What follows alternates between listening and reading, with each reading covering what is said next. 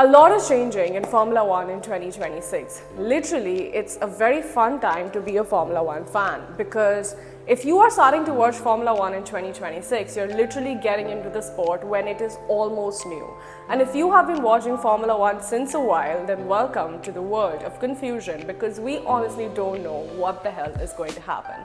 So in this video, I'm going to put down all the changes that we are expecting in 2026. Please don't forget to like, share and subscribe. It's literally free and it really helps me to grow my channel. So yeah, welcome to my channel and these are all the changes happening in the world of Formula One. So one of the biggest changes in Formula One is the electric change. One of the two engines is going to be out of the car and now we're going to have a 50% thermal engine and a 50% electric engine. Now these hybrid engines are going to be supported by 100% biofuel and the gasoline is going to be reduced to 70 to 80 from 110. Now this was basically done to simplify Formula One, which in my opinion is a joke. It was also done to attract new engines on the grid.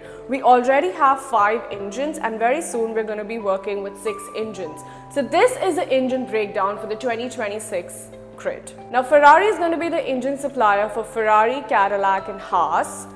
Cadillac actually wants its own engine and are aiming to get their engine in 2029 or 2028. But till then, I think they're going to be with the Ferrari engine. Now, Mercedes, which is apparently the strongest engine on the grid, although it's illegal, but it is still the strongest, at least till August, it's going to be apparently the strongest, is going to be with 4 teams. Alpine, which was actually not supposed to go with Mercedes but decided to go with Mercedes, so it's going to be Alpine, McLaren, Williams and Mercedes of course. We have Honda with Aston Martin, which we know is a shit show and we have no expectations from Aston Martin unless it's done some extreme sandbagging, and I don't think that's the case. We have Ford with Racing Bulls and Red Bull, and I'm honestly very excited for Ford to be back in Formula One because they have great history and I think that they have done a pretty good job with Red Bull and Racing Bulls. Also, Audi is going to be with Audi and it has its own engine, which I think is pretty bold because they definitely have a huge thing in racing and a great history in motorsports, but F1 I'm not too sure because we anyway have too many changes in the engine right now. Also with the new regulations, I'm not sure what's going to happen. So these are the 5 engines that we have on the grid. We have Audi, we have Mercedes, we have Ferrari, we have Honda and we have Ford, and then we're going to have Cadillac in 2029 as discussed in the video in the start. So this was basically made to attract more engines on the grid, and also having 6 engines by 2029 is going to be the highest amount of engines in the Formula One grid, so that's going to be a record in itself. Now coming to the other part of Formula One is the aerodynamics, the chassis and how the car is going to be in general. If you've been following Formula One since a while, the Formula One cars in 2026 are going to be looking very different. We've obviously seen how every car is going to look like because the liveries have been out, but these are the changes unless you missed them. Cars are going to be 30 kgs lighter, and we have heard about the crash test that all the cars had to go through, which Williams miserably failed 2 or 3 times.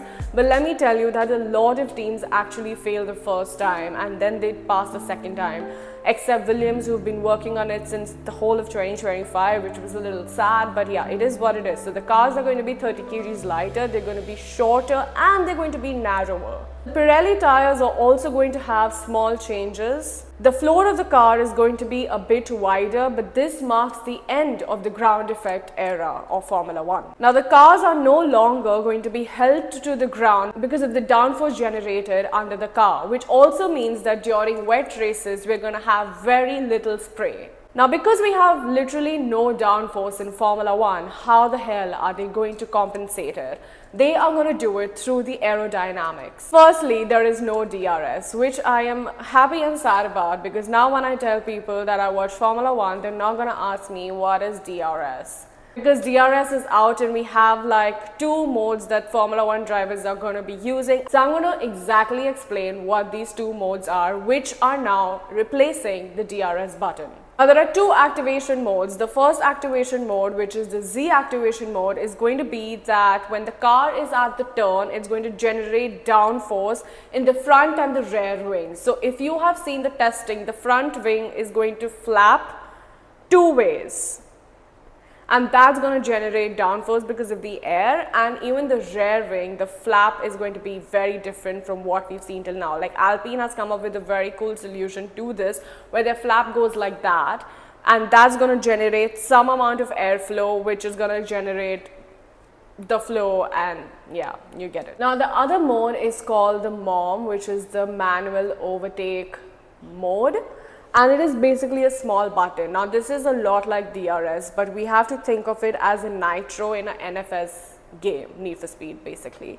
So you know, if you play Need for Speed, you press this button and you get this little boost that makes your car go faster. So MOM is going to be like that, but also MOM can only be used when there is 1 second gap, less than 1 second or 1 second gap between two cars. So it is like a DRS, but it is not exactly DRS. Now Ocon in the testing has said that the MOM is not really helpful and it has barely even given any speed. So I don't know how much it's going to help, but it is there to reduce the drag and make the car go faster, especially in the straights. But it seems like it's a shit show and the drivers are not very happy about it, especially the big three. Lewis Hamilton, Max Verstappen and Alonso are not very happy with the new regulations because the cars are slower. Like Formula 1 is racing, which means speed and innovation. Really happy to see all the innovation that all the teams have come up with, especially Ferrari. They have stood out for me, and I've made a whole video on why Ferrari stood out for me in the whole season of testing. But when it comes to this, I don't know how the teams are going to pick up and how Mercedes engine is going to work, because we already have a lot of confusion. And let me tell you that the FIA also does not know, because we now have to charge our engine before we go lights out. So it's going to take about 5 seconds to get our engine started. We don't know how the engine compression is going to work. They don't know how the fuck they're going to overtake. So if the first few races are a shit box, then they already have backup regulations that they have tested in Bahrain, and they're going to implement that after a few races. So honestly, there's a lot at stake right now. I don't know where Formula 1 is heading, and these are the basic changes that are coming in Formula 1 right now. We're not going with any new rules in Melbourne. We're going with what has been decided till now, and they are only going to take a call after a few races. Also, let me tell you that the speed limit in Monaco and Singapore is going to be lesser. I'm going to talk about it when the race comes closer, because that is a whole other topic that I definitely do want to discuss in another video. So yeah, thank you so much for watching my video. I am a bit disappointed with what's happening in Formula 1 right now, but let's see what goes on. And it's lights out, and it's time to see our 22 boys on the grid literally on Sunday.